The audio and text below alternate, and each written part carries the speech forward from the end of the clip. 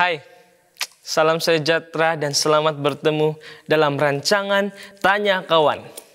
Satu siri ulasan untuk menemukan jawaban bagi pelbagai bentuk persoalan berkaitan dengan dilema dan permasalahan seseorang belia.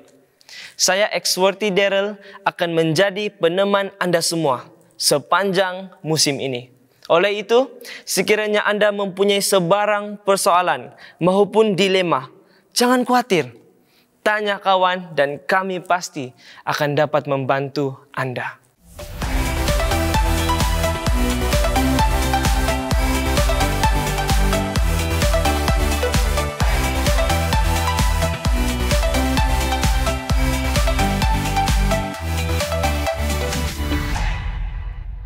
Semua orang inginkan kejayaan dan tiada seorang pun yang inginkan kegagalan. Namun untuk menjadi seorang pelajar yang berjaya memang bukan mudah. Kita perlu berusaha untuk menimba lebih banyak ilmu. Dan ilmu itu datang dari pembelajaran kita. Tetapi untuk benar-benar dapat memanfaatkan masa kita untuk belajar, kita haruslah dapat memberikan tumpuan dan fokus sepenuhnya. Bagaimanakah kita boleh memberikan sepenuh tumpuan di dalam pembelajaran kita? Apakah kualiti penting yang harus dimiliki oleh setiap pelajar? Pada kali ini kita akan mengulas beberapa tips untuk membantu kita belajar dengan cemerlang. Apakah yang akan terjadi sekiranya kita tidak fokus ketika kita sedang belajar? Kita akan membazirkan masa. Contohnya jika kita memperuntukkan 2 jam untuk belajar, tetapi hanya dapat memberikan tumpuan sekedar 15 menit. Mana hilang masa yang lain? Terbuang untuk melayan Facebook, WhatsApp, berborak dengan kawan, menonton TV dan lain-lain. Akhirnya kita sadar bahwa merasa 2 jam itu berlalu begitu sahaja. Orang yang tidak fokus akan gagal. Ya, setiap orang yang pernah gagal, tetapi setiap kali kita gagal, kita perlulah meneruskan perjuangan. Jangan mengaku kalah, muhasabah diri dan kenal pasti puncak kegagalan kita. Saya akan kongsikan 7 cara untuk memberikan sepenuh tumpuan dalam pembelajaran kita. Pertama, carilah tempat belajar yang sesuai. Bilik tidur tidak sesuai dijadikan tempat belajar. Carilah tempat yang bersih dan cantik, serta ada kursi yang selesa. Yang penting adalah bebas daripada TV, komputer, atau telepon. Jauhkan sebarang gadget dari Anda. Kalau boleh, padamkan telepon ataupun putuskan network internetnya. Kedua, sediakan semua bahan yang diperlukan untuk belajar. Pastikan semua barang yang kita ingin gunakan semasa belajar sudah disediakan terlebih dahulu. Pen, buku, pemadam, kalkulator, dan sebagainya. Ianya adalah sangat mengganggu masa belajar kita sekiranya masih ada benda yang tiada di atas meja dan kita kerap meninggalkan tempat belajar untuk mencari alat-alat tersebut. Semangat untuk belajar pun mungkin boleh tiba-tiba hilang. Nah, yang ketiga, carilah teman belajar yang sesuai.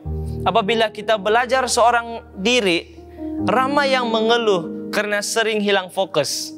Mungkin disebabkan rasa mengantuk ataupun cenderung untuk melayan gadget.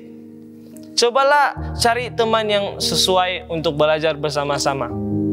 Carilah teman yang ada kesungguhan dan fokus.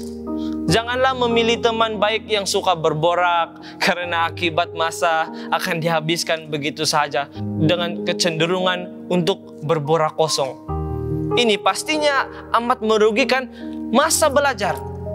Ada kalanya Anda belajar dengan teman yang tidak sesuai. Contohnya, jika Anda seorang ekstrovert, suka bergaul dan gemar bercakap, maka Anda tidak sesuai untuk belajar bersama teman yang juga suka bercakap. Jika Anda di sebaliknya bersifat introvert dan pemalu, maka Anda mungkin sesuai memilih teman untuk belajar. Pilihlah seseorang yang lebih bijak dari Anda. Ia nampaknya remeh, tetapi ramai yang tidak perasan bahwa tips ini sangat membantu dan dapat menghasilkan suasana pembelajaran yang jauh lebih positif. Keempat, pilihlah snack yang sesuai. Janganlah memilih minuman ringan, minuman bertenaga dan kopi, karena ianya boleh melemahkan badan Anda dengan lebih cepat. Buah-buahan dan air kosong adalah yang terbaik untuk kekal cerdas. Anda juga boleh menyediakan kekacang dan biji-bijian. Kelima, take 5. Untuk fokus, Anda perlu juga berehat. Selepas belajar selama mungkin 45 menit, ambillah masa 10 menit untuk berehat dan melakukan perkara lain. Tetapi janganlah ambil masa lebih lama dari 20 menit. Rancangkanlah masa untuk berehat.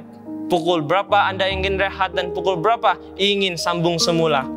Ianya penting supaya Anda tidak terlajak berehat lebih lama. Nah, kenapa kita perlu mengambil masa berehat? Karena minda kita perlukan masa untuk dijana semula selepas proses pengisian maklumat. Dalam beberapa kajian, mengambil peluang untuk berehat boleh menguatkan memori dan meningkatkan pencapaian di dalam peperiksaan atau ujian. Keenam, rasakanlah bahang motivasi. Sebelum menduduki ujian, kita haruslah belajar. Kekalkanlah motivasi diri ketika mengulang kaji pelajaran dengan set minda yang tercabar. Tercabar bagaimana? Janganlah menjadikan peperiksaan sebagai beban, tetapi katakanlah kepada diri Anda dan cabarkanlah diri Anda untuk mencapai sesuatu kejayaan di dalam peperiksaan kita. Pilih satu matlamat untuk peperiksaan Anda walaupun agak mustahil. Kita akan otomatis berasa termotivasi dengan matlamat yang kita sendiri sasarkan untuk dicapai. Sentiasa mengingatkan diri sendiri bahwa belajar itu penting dan kejayaan itu pastinya akan menjamin rancangan masa depan Anda. Dan ketujuh, duduk dan belajar. Lakukanlah dan usahakanlah dengan sebaik mungkin. Gunakanlah creativity Anda untuk membantu Anda mengingati fakta dan semua yang perlu diingat dengan menggunakan flashcard untuk menulis nota. Catatkanlah dalam bentuk poin supaya Anda mudah untuk mengingat. Susunkanlah mengikut topik, memastikan agar ianya lebih mudah diuruskan dan dibaca. Firman Tuhan dalam Amsal 18 ayat 15 mengatakan, hati orang berpengertian memperoleh pengetahuan dan telinga orang bijak menuntut pengetahuan. Sekian sahaja ulasan kita untuk kali ini. Sekiranya Anda mempunyai sebarang persoalan ataupun perkongsian yang ingin diluahkan, bolehlah menuliskan kepada kami melalui laman sesawang Hope TV.Asia ataupun melayari Facebook page kami di Hope Channel Asia Tenggara. Ingatlah, jika Anda ada sebarang permasalahan, tanya kawan, dan kami pasti dapat membantu Anda. Sehingga kita berjumpa lagi, Tuhan memberkati.